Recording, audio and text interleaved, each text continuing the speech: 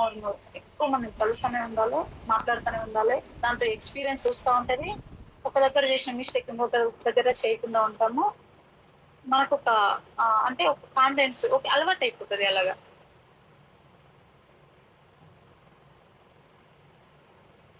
ఇంకొకటి improve your law of average. అంటే ఒక 10 మెంబర్స్ లో 1 మెంబరే వచ్చారనుకోండి. ఓకే. ఈ 1 మెంబర్ అయినా వచ్చిండు. అతనికి ఎలా మనం ఎఫెక్టివ్ గా ఇయ్యగలిగినాం సబ్జెక్ట్ అనేది. నెక్స్ట్ టైమ్ ఒక 3 మెంబర్స్ రానికి ట్రై చేద్దాం. ఇప్పుడు ఒక్కరొచ్చారు 10 లా, నెక్స్ట్ టైం 3 మెంబర్స్ రానికి ట్రై చేద్దాం అని అనుకోవాలి. అంతేగాని డిసప్పాయింట్ అవ్వకూడదు అస్సలు కూడా. చాలా మంది లీడర్స్ నోట్ నుంచి వచ్చేది ఏంటి అంటే స్టార్టింగ్ ఈవెన్ ఇప్పుడు కూడా ఒక లీడర్ అయినా కూడా ఏం మాట్లాడుతుందంటే ఎవ్వరు రావట్లేదండి, ఎవ్వరు వినట్లేదండి. ఎందుకు వినరు, ఎందుకు రారు? మనం దానికోసం ఏం చేస్తున్నామో అని ఫస్ట్ మనకు మనం క్వశ్చన్ చేసుకోవాలి. అసలు ఆ మాట తీయకండి బయటికి. మైండ్ ఊకే రిపీట్ చేయడం వల్ల అదే సబ్ కాన్షియస్ మైండ్ అనేది తీసుకుంటది. అలాగే అలవాటు అయిపోతుంది ఇక. అది చాలా డేంజర్. సో ఆ మాట అనేది అసలు తీయకండి. వస్తారు, ఖచ్చితంగా వస్తారు. ఇప్పుడు ఈ రోజు మనం చెప్పిన వాళ్ళు రాలేదు అని అంటే ఫస్ట్ ఒక లిస్ట్ అనేది ప్రిపేర్ చేయండి. ఎగ్జాంపుల్ చెప్పిన ఒక ఎట్లా అంటే ఫస్ట్ మనం చెప్పంగానే విని వచ్చేటాళ్ళు ఉంటారు చూసారా, మనం అన్ని విని వచ్చేటాళ్ళు ఉంటుంది కదా, అదొక లిస్ట్ అనేది ప్రిపేర్ చేయండి. తర్వాత సరే నీకు రానిలే ఇన్కమ్ చూద్దాం అనేటాళ్ళు ఉంటుంది కదా, వాళ్ళకి ఒక లిస్ట్ అనేది ప్రిపేర్ చేయండి. డైరీ మాత్రం పక్కా డెఫినెట్ గా విని వదిలేయడం కాదు, ఇది ఫాలో అవ్వాలి పక్కా. డైరీ అనేది కంపల్సరీ మెయింటైన్ చేయాలి లిస్ట్. సెకండ్ లిస్ట్ అనేది ఉంటది కదా, అదే అంటే మీకు వచ్చినాక చూద్దాంలే అనేటాళ్ళు ఉంటుంది కదా, అది సెకండ్ లిస్ట్ గా ప్రిపేర్ చేయండి. థర్డ్ లిస్ట్ ఏంటి అంటే అది వేస్ట్ ఫేక్ అనేటాళ్ళు ఉంటుంది కదా, వాళ్ళకి ఒక లిస్ట్ అనేది ప్రిపేర్ చేయండి. మొండి గట్టాలు వాళ్ళే మంచి లీడర్స్ అవుతారు తర్వాత. ఓకేనా? ఫస్ట్ ఈ వచ్చిన వాళ్ళు ఉంటారు కదా, అంటే మీరు పిలవగానే వచ్చిన వాళ్ళ నుంచి టీం తీయండి. వాళ్ళ నుంచో మీరు నేర్చుకుంటూ వేరే వాళ్ళని కొత్త వాళ్ళని ఇన్వైట్ చేసుకుంటూ వాళ్ళని మెంబర్స్ గా చేసుకుంటూ దాని నుంచి ఒక్క చెక్ 2 చెక్కులు తీసుకోవడం వల్ల మీకు రానిలే చూద్దాం అనేటాళ్ళు ఉంటుంది కదా, వాళ్ళు వస్తారు బిజినెస్ లో. వచ్చిన తర్వాత అది ఇంకొక లైన్ సెట్ అయిపోద్ది. దాని నుంచి కొంచెం ఉంటే ఇన్కమ్ పెరిగే కొద్దీ ఈ వేస్ట్ ఫేక్ అనేటాళ్ళు వస్తారు. వాళ్ళు వచ్చిరంటే ఆగకుండా పనిచేస్తారు. సో కొంచెం లిస్ట్ అనేది అట్లా ప్రిపేర్ చేయండి. అంటే ఇప్పుడు తక్కువ మంది వచ్చారు అని డిసప్పాయింట్ అయ్యి ఇంకెన్ని రోజులు టైం పడదు, ఇంత కష్టపడుతున్నా అవ్వట్లేదు అంటే ఆల్రెడీ అవుతుంది కదా. మనకన్నా ముందు వచ్చిన వాళ్ళకి ఆల్రెడీ అయ్యిందంటే మనకు కూడా అవుతుంది. కొంచెం లేట్ కావచ్చు, అంటే మనం సబ్జెక్ట్ లేట్ గా నేర్చుకుంటున్నాం, చెప్పింది వింటలేము, జూమ్ కి రమ్మంటే రాము, మీటింగ్ కి రమ్మంటే రాము. తొందరగా ఎట్లా వస్తుంది రిజల్ట్స్ రాదు కదా. అది మన చేతిలోనే ఉంది, మనదే తప్పు. అది అవతల వ్యక్తి నో చెప్తున్నారు అంటే మనం వాళ్ళకి అర్థమయ్యేలాగా చెప్పట్లేదు అని అర్థం. ఇక్కడ మన దగ్గర సబ్జెక్ట్ లేదు అని అర్థం. సో సబ్జెక్ట్ లేదు అని అంటే వాళ్ళు రారు. రారు అంటే బిజినెస్ అనేది డౌన్ అవుతుంది.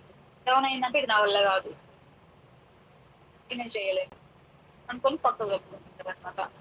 ఫెయిల్ అవ్వాలన్న కారణం మనమే, పాస్ అవ్వాలన్నా లేకపోవడం, ఓకేనా? కాన్ఫిడెన్స్ అనేది లేకపోవడం.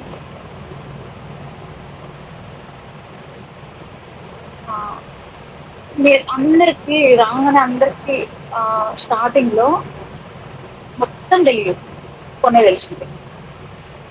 మన దాంట్లో ఎంత డెప్త్కి వెళ్ళినా కానీ ఇంత విద్యార్థి లాగానే నేర్చుకుంటూనే ఉండాలి. అన్ని తెలుసు అని అనుకునే దానికి లేదు ఈ బిజినెస్. ఓకేనా? అంటే అంటారు కదా, సీనియర్ జూనియర్ డాక్టర్ కన్నా సీనియర్ పేషెంట్ కి ఎక్కువ తెలుసు అని. ఎట్లా అనంటే ఆయన చాలా మంది సీనియర్ డాక్టర్ల దగ్గర ట్రీట్మెంట్ తీసుకుంటారు. ఇప్పుడు కొత్తగా వచ్చిన జూనియర్ డాక్టర్ కి ఆయన రిటర్న్ చెప్తా ఉంటాడు అనమాట. సో అట్లా మనకన్నా వేరే నెట్వర్క్ మార్కెటింగ్ వాళ్ళు చేసి అలసిపోయి మోసపోయి ఇంట్లో చూసారా, అలాంటి వాళ్ళు చాలా అంటే నాలెడ్జ్ తో ఉంటారు అనమాట. ఇప్పుడు మనం కొత్తగా పోతాం, స్టార్టింగ్ ఏం తెలియదు, వాళ్ళు క్వశ్చన్స్ వేస్తా ఉంటారు, దానికి రిటర్న్ ఆన్సర్ ఇవ్వలేక డిసప్పాయింట్ అవుతాం. మీకు ఏం తెలియకపోయినా ఫస్ట్ మనం కాన్ఫిడెన్స్ తో ఉండాలి. మనం ఇచ్చే ప్రజెంటేషన్ అనేది కాన్ఫిడెన్స్ తో ఉండాలి ఫస్ట్. తక్కువనే తెలుసు, బట్ మనకు తెలియదు అని వాళ్ళకి తెలియకూడదు. అది మేనేజ్ చేసుకోవాలి. మంచి ఐ కాంటాక్ట్ అయితేనేమి, బాడీ లాంగ్వేజ్ అయితేనేమి, కూర్చున్న విధానం అయితేనేమి, మాట్లాడే విధానం అయితేనేమి అనిపించకూడదు. వాళ్ళు మన ఫేస్ రీడింగ్ లో మనకేం తెలియదు అని వాళ్ళకి తెలియదు.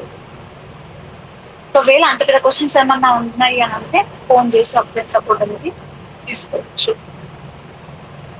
అంటే ప్లాన్ అనేది మనకు నచ్చినట్టు కాకుండా వాళ్ళకు నచ్చినట్టు చెప్పాలి.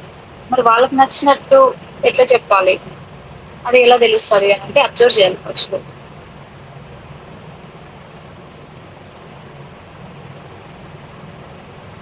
అంటే వాళ్ళు వింటున్నారా, వాళ్ళు ఏం వింటున్నారు, వాళ్ళ మైండ్ సెట్ ఎట్లుంది, వాళ్ళు కూర్చున్న విధానం, వాళ్ళు మాట్లాడే విధానం, వాళ్ళ వే ఆఫ్ లైక్ వెళ్ళి మనం మాట్లాడాలి. ఇక్కడ ఏంటి అంటే ఎగ్జాంపుల్, చేపకి గాలం వేస్తాం. చేపకి నచ్చిన పురుగును ఎరగేస్తామా, లేదా మనకి నచ్చిన బందర్ లడ్డు అనేది ఎరగవేస్తాం కాదు కదా. అంటే మనకి ఏం తెలుసో అది చెప్పడం కాదు, వాళ్ళకి ఏం కావాలో అది ఇవ్వాలి. అక్కడ మనకి ఇక్కడ ఫెయిల్ ఎందుకు అవుతుంది అని అంటే ఆ కన్వర్సేషన్ అనేది రాంగ్ అవుతుంది. సో అందుకే నోట్ చెప్పడం జరుగుతుంది. ఎందుకు నోట్ చెప్తున్నారు అంటే క్లారిటీ రాక వాళ్ళకి, అంతే. ఫస్ట్ మన దగ్గర సబ్జెక్ట్ ఉంది అని అంటే ఎంత ఎఫెక్టివ్ అయినా ఇవ్వచ్చు, లేదు అని అంటే కాన్ఫిడెన్స్ అయినా ఉండాలి అట్లీస్ట్.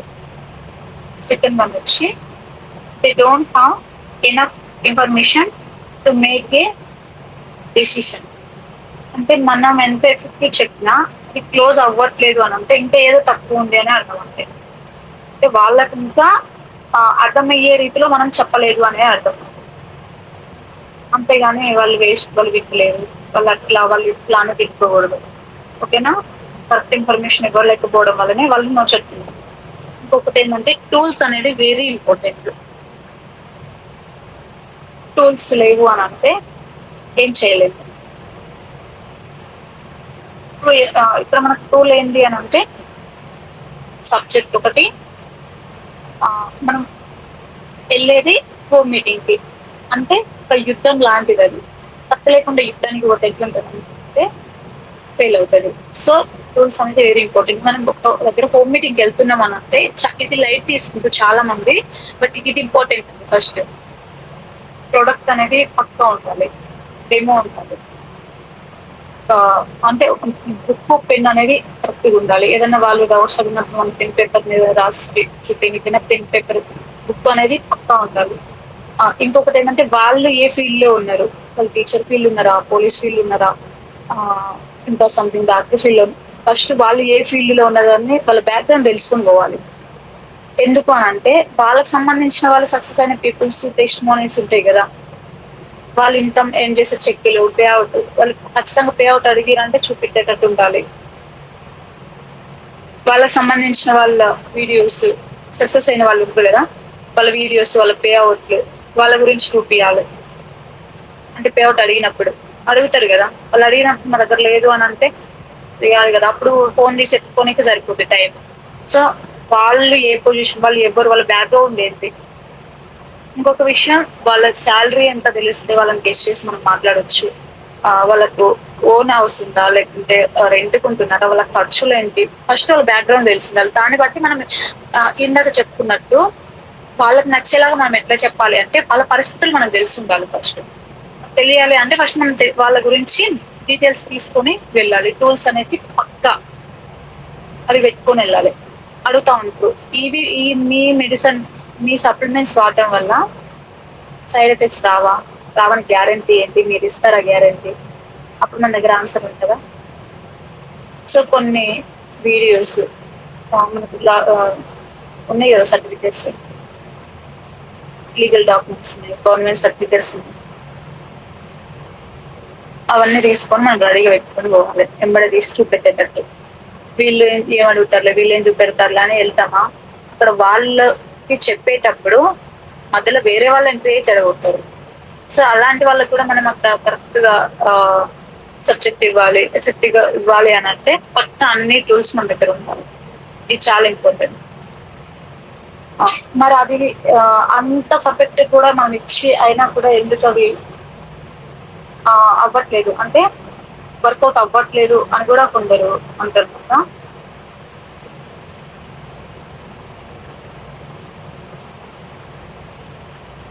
వాళ్ళకి మనము అర్జెన్సీ అనేది క్రియేట్ చేయట్లేదు. ఇక్కడ minus not creating a sense of urgency. అంటే ఈ బిజినెస్ లకి ఇమీడియట్లీ రావడం వల్ల వాళ్ళకి యూజ్ ఏంటి అని మనం క్లియర్ కట్ గా వాళ్ళ క్లారిటీగా అర్థమయ్యేలాగా చెప్పగలగాలి. అంటే నేను ఇప్పుడే రావాలి, నేను ఇప్పుడే ఎడిట్ చేసుకోవాలి, ఇప్పుడే ప్రొడక్ట్స్ తీసుకోవాలి, నాకు ఎమర్జెన్సీ, నాకు అర్జెంట్, ఈ బిజినెస్ నాకు అవసరం అని వాళ్ళకి అనిపించాలి. అలా అంత ఎఫెక్టివ్ గా మనం ఇచ్చే కాంటెంట్స్ ప్రజెంటేషన్ అనేది అలా ఉండాలన్నమాట. అంటే ఏదో మనకు వచ్చింది మాట్లాడుకుంటూ పోవడం కాకుండా వాళ్ళు ఏం వింటున్నారో గ్రహించి వాళ్ళతో మాట్లాడగలిగే ఆ కాన్ఫిడెన్స్ అనేది ఫస్ట్ మనలో ఉండాలి. ఓకేనా. ఇక్కడ ఎట్లా అంటే ప్రతి లీడర్ కి కూడా ఎట్లుండాలి అంటే అర్జున దృష్టి అనేది బాణం పొదిగినామనంటే అది అటు ఇటు పోతుంది, ఒక దగ్గరికి పోగలదు. లక్ష్యాన్ని చేరుకోవాలి. లక్ష్యాన్ని చేరుకో అంటే ఇప్పుడు హోమ్ మీటింగ్కి వెళ్తున్నాం అంటే మనకేముండాలి, అది క్లోజ్ అవ్వాలి, వాళ్ళు ప్రొడక్ట్స్ తీసుకోవాలి. అక్కడే మనం గ్రహించుకోవాలి వీళ్ళకి లీడర్ క్వాలిటీస్ కూడా ఉన్నాయా లేవా అని కూడా. అది కొంచెం మిస్టేక్ చేస్తుంది మనం కూడా కొద్దిగా అంటే గ్రహించలేకపోవటం వల్ల టైం అనేది వేస్ట్ కూడా చేసుకుంటా ఉంటాం. కొంచెం అది కూడా గ్రహించుకోవాలి.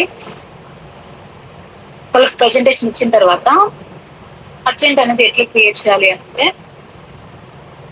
వాళ్ళకు నీడ్ ఏముంది, బిజినెస్ పరంగా మనీ పరంగా నీడ్ ఉందా లేకుంటే హెల్త్ పరంగా నీడ్ ఉందా, అది కొంచెం గ్రహించుకొని మనీ పరంగా అయితే బిజినెస్ ప్లాన్ అనేది చెప్పడం.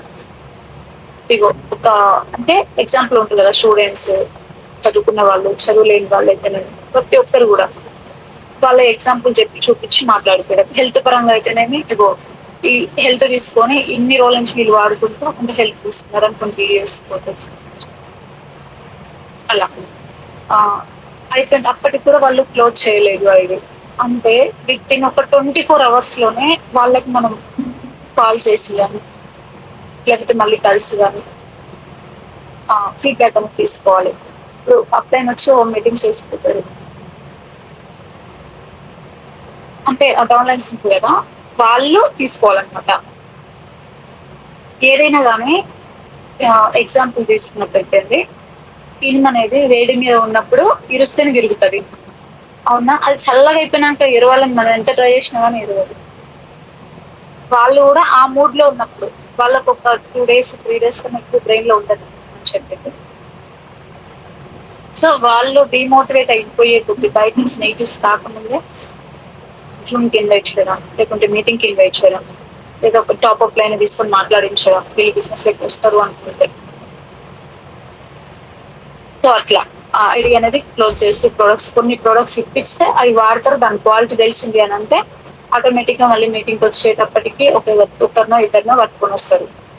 వాళ్ళ ప్రొడక్ట్స్ ఇప్పించడం కూడా మనం లేట్ చేసాము అని అంటే ఆలోపు వాళ్ళకి నెగిటివ్స్ వస్తాయి. సో అటు ఇటు కాకుండా అయిపోతే మనకి ఫోనే లిఫ్ట్ చేయకుండా అయిపోతాయి. సో చిన్న చిన్న ట్రిక్స్ అంతే. ఇంకా కొంతమంది మేధావులు అడిగే క్వశ్చన్స్ ఏంటి అంటే ఏదైనా కానీ ఎంఎల్ఎం కంపెనీ గవర్నమెంట్ అప్రూవల్ ఉందా లేదా ఎట్లా తెలుసుకోవాలి. చాలా కంపెనీలు వచ్చినాయి కదా, మీ కంపెనీ జెన్యూన్ అని మాకు ఎట్లా తెలియాలి అనేసి కొందరు క్వశ్చన్స్ అడుగుతా ఉంటారు. చాలా మంది ఫేస్ చేసేది ఇది.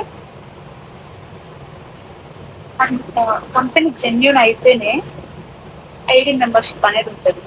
కొన్ని కంపెనీలలో ఏంటంటే ఐడి తీసుకోకుండానే ఏదో ఫామ్ అనేది సైన్ చేయడానికి ఒక 1000 రూపాయలు తీసుకొని ఫామ్ సైన్ చేయించుకుంటూ ఉంటుంది. అది కాదు. కొంచెం అంటే వాళ్ళకి క్లారిటీ ఇవ్వగలగాలి. ఐడి మెంబర్షిప్ ఉండాలి. ఇంకొకటి మంత్లీ పే అవుట్ అనేది అంటే ఇది మనం వాళ్ళకు చెప్పగలిగే మాటలు నేను చెప్తున్నా వాళ్ళు అడిగిన క్వశ్చన్కి. అంటే ఏదైనా ఏ కంపెనీ అయినా కానీ ఎంఎల్ఎం కంపెనీ గవర్నమెంట్ అప్రూవల్ ఉందా అని ఎట్లా తెలుసుకోవాలి, మీ కంపెనీ జెన్యూన్ అని గ్యారంటీ ఏంటి అని అడిగినప్పుడు మనం చెప్పాల్సిన సమాధానం ఐడి మెంబర్షిప్ అనేది ఉండాలి. ఐడి తీసుకోకుండా అమౌంట్ కట్టేదానికి ఛాన్స్ లేదు, మా దాంట్లో అది లేదు. ఇంకొకటి monthly pay out, weekly payment కాదు. కొన్ని వీక్లీ పేమెంట్స్ ఉంటాయి కదా, సో అది కాదు. ఇంకొక విషయం ఏంటంటే అన్ని రకాల ప్రొడక్ట్స్ అనేది ఉండాలి. ఏదో ఒక్కటే ఉంది, ఇదే తీసుకోవాలి. ఇది అంటే ఇది ఒక్కటే ఎందుకు అనంటే బిజినెస్ చేసుకోండి అంటారు బయట కంపెనీ చూసుకుంటే. బిజినెస్ కోసం నట్స్ అనే ప్రోడక్ట్ కూడా మనం తీసుకుంటాం. సో అది కూడా కొంచెం క్లారిటీ ఇవ్వగలగాలి. ఎగ్జాంపుల్ నేనే చెప్తున్నాను ఎగ్జాంపుల్. నేను షేప్ షాప్ అనే కంపెనీలో చేసినప్పుడు ఒక చీర అనేది 500 వచ్చే చీర 2500 దాంట్లో ఐడి కావాలి అని అంటేనే 18 నుంచి 20,000 వరకు. అది మనీ సర్క్యులేషన్ బిజినెస్. సో కొంచెం అది డిఫరెంట్ చెప్పగలగాలి అంటే మీ కంపెనీ జెన్యూన్ అని చెప్పడానికి ప్రొడక్ట్స్ అనేది అంటే ఓన్లీ మనకు నచ్చని ప్రోడక్టే తీసుకొని మీకు నచ్చని ప్రోడక్టే తీసుకొని మీరు బిజినెస్ చేయండి అని చెప్పట్లేదు. మీకు ఏదైతే నీడ్ ఉందో అది తీసుకొని బిజినెస్ చేయండి అని చెప్తుంది. ఇంకొకటి రీపర్చేజ్ జరగాలి. మంత్లీ రీపర్చేజ్ జరుగుతాయి. ఎందుకంటే అన్ని వాడుకొని అవి అయిపోతే మళ్ళీ రీపర్చేజ్ జరిగేది. సోప్ అయిపోతుంది, పేస్ట్ అయిపోతుంది, గిన్నెలు అయిపోతుంది, చాయ్ పత్తి అయిపోతుంది, హోమ్ నీడ్స్ ఇవన్నీ అయిపోతే మళ్ళీ సో రీపర్చేజ్ జరుగుతుంది కూడా ముందుకు రీపర్చేజ్ ఓన్లీ అంటే ఒక ఇంటికి ఒక్క ఐడి మాత్రమే ఉంటుంది, 2-3 ఐడీలు ఉంటుంది. కొన్ని మనీ సర్క్యులేషన్ బిజినెస్ ఏంటి అంటే ఒక్క ఇంట్లోనే 3-4 ఐడీలు వేస్తుంది అని వస్తాయి. 3-4 ఐడీలు వేసి ఒక 50-60 వేలు ఖర్చు పెట్టినా వచ్చేది 10 నుంచి 1500-2000 అంతే తప్ప ఎక్కువ రాదు. సో దానికి దీనికి డిఫరెన్స్ చెప్పాలి. ఒక ఇంట్లో ఒక్క ఐడి మాత్రమే ఉంటది. ఇంకొకటి అన్లిమిటెడ్ మనీ అనేది ఉండాలి. జనరేషన్ ఐడి అనేది ఉండాలి. ఐడి అనేది జనరేషన్ కి ట్రాన్స్ఫర్ అవ్వాలి. ఇంకోటి R&D ఉండాలి. ఎడ్యుకేషన్ సిస్టమ్ అయి ఉండాలి. పేడేర్స్ కొందరికి కొన్ని బయట పేడేర్స్ అడిగితే ఇవ్వరు, ఏదో చూపెడతారు, వీడియో చూపెడతా ఉంటారు. అంటే ఎప్పుడు అంటే ఏ డేట్ వస్తున్నాయి అమౌంట్ అన్నది అంటే వాళ్ళ దగ్గర జెన్యూన్ ఉన్నప్పుడు చూపెడతారు, కొన్ని ఏదో కవర్ చేస్తారు వాళ్ళు. మన పేడేర్స్ చూపించు ప్రోడక్ట్ అనేది జెన్యూన్ ఉంటుంది, అది వాడి చూస్తే మీకు తెలుస్తుంది. ఇంకొకటి ప్రొడక్ట్ కాస్ట్ అనేది తక్కువ ఉంది. ఇందాక నేను చెప్పాను కదా ఎగ్జాంపుల్ శారీ గురించి, అదనమాట. ప్రొడక్ట్ కాస్ట్ అనేది తక్కువ ఉంటుంది.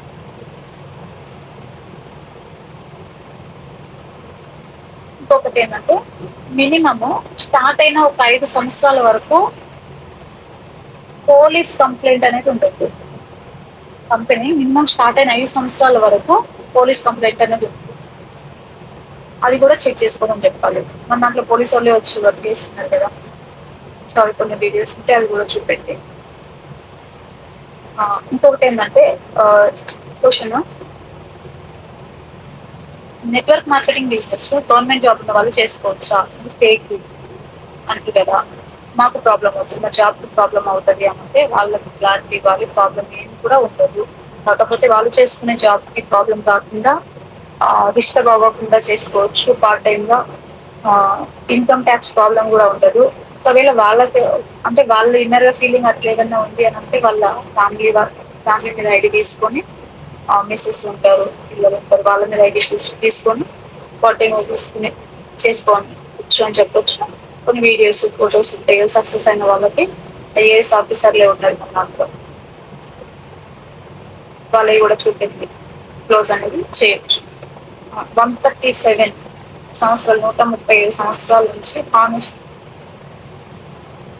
హిస్టరీ ఉందన్నమాట ఈ నెట్వర్క్ మార్కెట్. దాంట్లో 95% ఫెయిల్ అవ్వని కారణం ఏంటి అంటే మనమే. 95% ఈ నెట్వర్క్ మార్కెటింగ్ అనేది జెన్యూన్, కానీ దీంట్లో ఫెయిల్ అవ్వని కారణం ఏంటి అని అంటే మనమే. అది ఎట్లా అనంటే మనం ఏ కంపెనీ చూస్ చేసుకుంటున్నాం అనేది ఫస్ట్ మన చేతిలో ఉంటుంది. అది వాళ్ళ క్లారిటీ ఇవ్వగలగాలి. అంటే చెప్తా ఉంటారు కదా, నేను కొద్ది రోజులు చేసి వదిలేసాను, చేయలేకపోయాను, కొన్నే వస్తాయి, ఒకసారి 2-3 చెట్లే వస్తాయి, తర్వాత రావు అని చెప్పేటాళ్ళు ఉంటారు.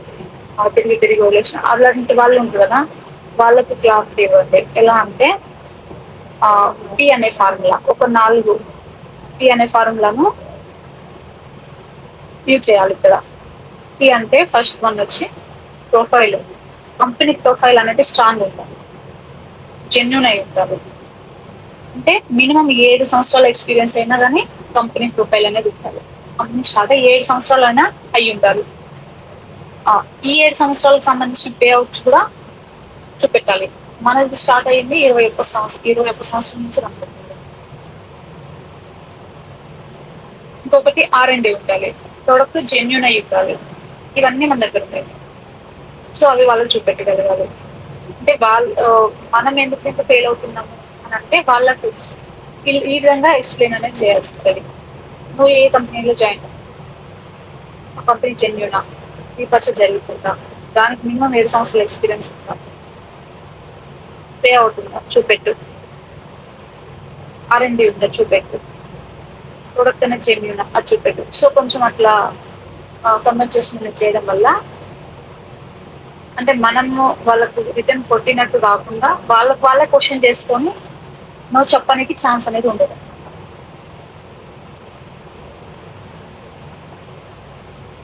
ఇంకొకటి ఏంటంటే ప్లాన్ అనేది జెన్యున్ గా ఉండాలి. లీగల్ ప్లాన్ అయి ఉండాలి. అంటే బైనరీ కాకుండా A and B left right అది కాకుండా లీగల్ గా ఉండాలి.